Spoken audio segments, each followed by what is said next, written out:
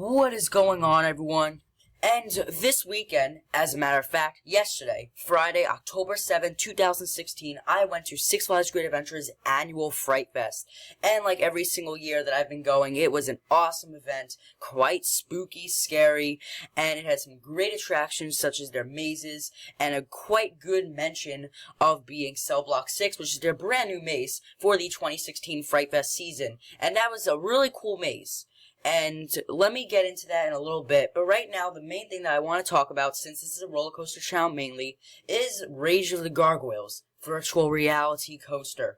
Now, right off the bat, this was an awesome experience. This was actually my first VR experience on any roller coaster, and I was not disappointed whatsoever. It was so much fun, and I had such a blast riding the Rage of the Gargoyles. Now, for those who don't know, this is the virtual reality input of Skull Mountain for the Six Flags Great Adventure Fright Fest season. Is this permanent? Nope. Right after Fright Fest ends, it will be stripped off of Skull Mountain, and Skull Mountain will be running back to normal. Now, one thing, this is not mandatory, this is optional, you do not have to wear the VR, but because of how people are taking it as, everyone's been choosing to wear it, such as I did, and I had a blast. So, anyone who misses out on this thing, I feel ashamed for you. I mean, if you live very close and it isn't that bad, okay, one time you go, you don't wear the virtual realities, and then the next time you go, you do wear the VR. So, it's a whole different experience. It makes you basically commit to being your own person. Like, you don't see the person next to you in Skull Mountain's two-seater car. You don't see anyone behind you when you turn around. It's just awesome. Now, I do not want to go in-depth and spoil what's happening, but the theming of this is kind of like an Air Force pilot shooting at gargoyles and all that, but I'm not going to spoil what exactly happens during the actual thing and what comes at you, what goes on your plane, I should say, and the type of input it has. And it's really cool, though, and I think you guys will like it. But I will start spoiling it a little bit, so that was just a message for people who do not want to be spoiled. If you do not want to be spoiled, turn back now and get off this video, because I will be spoiling most of it, not all of it, because it still would be a little bit exciting for you guys to see what you guys think of it. But here you go. So you start off on a plane, and then when the ride starts going, the plane starts kind of moving out into the sky, and skeletal-like gargoyles start jumping on your plane and start attacking. And now here's something really cool. The virtual reality on the side, when you press the side of your head while you're rummaging through the track, going through all those crazy, nice family twists and turns, you could press the side of your virtual reality, and it will start shooting, and you'll have a gun to shoot down the gargoyles. Then there's one boss battle, I guess you could say, when you come to a stop almost, that you just have to defeat it and end the gargoyles' reign. So it's awesome, honestly. So let me just put it this way, Skull Mountain, it's still at the same stats, it's still the same exact theme, and like I said, yes, you do not have to wear the VR if you just want to experience Skull Mountain itself, because it looks the same without the VR. Like, it still has the whole entire Skull Mountain theme, but with the VR, it's a whole different experience completely. So I do recommend the Gargoyles virtual reality coaster, and I do recommend you do wear the VR. So now, let me just go through Fright Fest itself and what I thought about this year, because I actually never do Fright Fest videos, so I decided this would be the great time to take an opportunity to do so. So that's enough talk of Rage of the Gargoyles virtual reality coaster. Let's go. So, here we go, everyone, and let me just say right now that I really enjoyed Fright Fest 2016. I don't know if I liked it better than 2015, but it was still it was really cool this year. Now, it was a little bit similar to last year. Most Fright Fests are similar to the previous years. It isn't like Halloween Horror Nights where you're going to get a completely different experience every single year. And this goes for all Six Flags parks, so that's the only flaw, but still, it was awesome, have to admit. So right now we're going to look and go over the mazes. Now, I only hit up 3 of the mazes because time constraining. So, let me go through the ones that I went through. And yes, a main highlight was Cell Block 6, the brand new maze for Fright Fest 2016. And it was really cool. If you want, you can pause here and you can read along the description of Cell Block 6.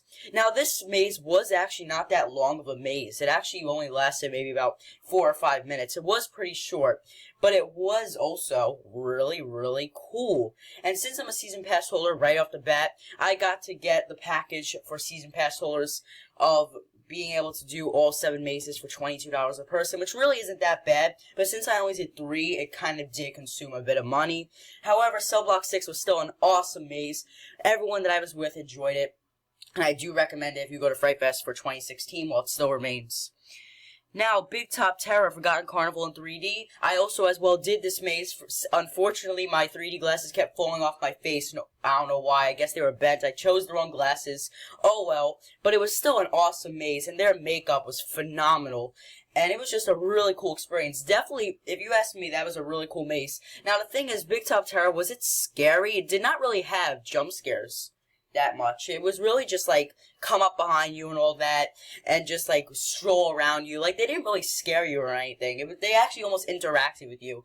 Big Top Terror was not really a scary one. However, it did have a few. It was really about the effects. The Big Top Terror's effects were phenomenal.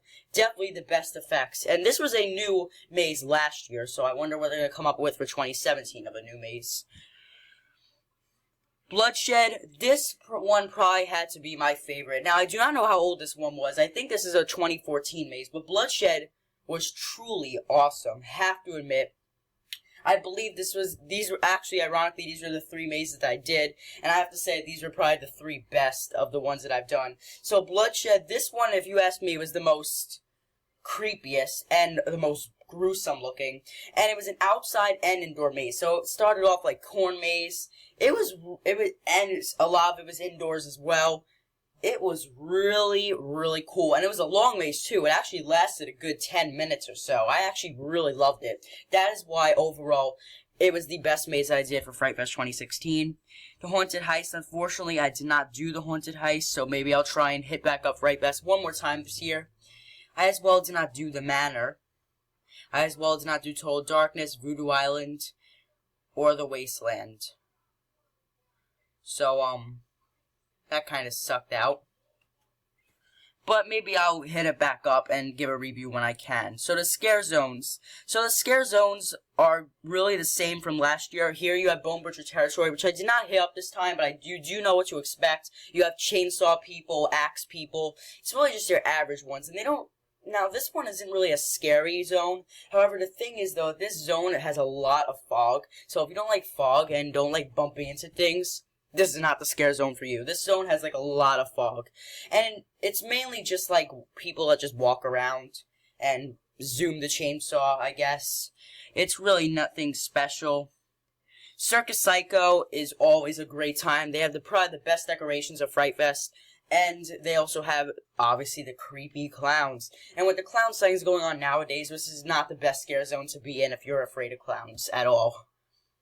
Demon District. Now, this is my favorite scare zone that Six Flags Great Adventure has ever put into their Fright Fest. It had such cool effects. You had this green laser roof light over the whole entire scare zone. They were banging cans down in front of you. They were screaming at you. There was this one guy that I really liked that had, like, no arm, and he was waving the arm at people and twitching up to them. It was such a cool time. Really cool. Probably the best scare zone that Great Adventure has had in their Fright Fest of all time at the moment. And the Bloody Fountain, they've had this for years and years and years. This is really just the zombie area of the Fright Fest, and there's really nothing special about it per se. It really just has zombies walking around the fountain literally and just scaring the crap out of you. Simply said and done. So the shows, I hit up the shows last year mainly, / new in 2016. Unfortunately, I did not hit up the Newt's show yet. Dead Man's Party, I hit it up pretty much every year. Always a great time. The Awakening, I think I actually seen The Awakening 2 years ago, and I do remember it being quite the cool one. Donker Bros. Worlds of Mirth, have not seen that. So, all rides and roller coasters are available during Fright Fest all years, including this year. And you could buy your tickets. There you go, and 2017 season passes are now available. Mine automatically renews, so I already have mine ready and good to go for 2017 to ride up Justice League Battle of Metropolis. Now, plan your trip. Here you go, everyone. This is just the schedule if you want to take a quick peek at it. I'm going to scroll down over here since it's really since today's Saturday, October 8th, you guys don't really need to look on before that. So there you go. Alright, so I hope you all enjoy this little synopsis and review of Six Flags Fright Fest 2016. Hopefully 2017 is just as good and maybe even better. So if you have not already, please subscribe, and I'll catch you all next time.